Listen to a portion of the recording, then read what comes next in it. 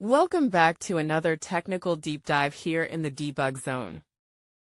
Today, we're tackling a big question and breaking it down with insights from other users. Hopefully this clears up some misconceptions and helps you get the answer you need. So buckle up, stay a little curious, and let's jump right in.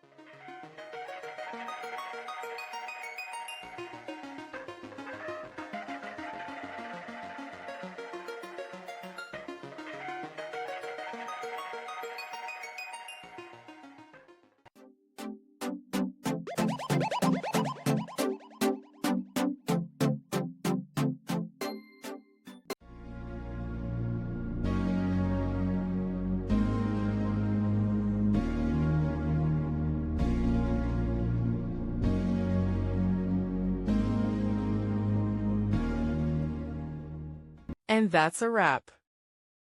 I hope you found the answer you were looking for.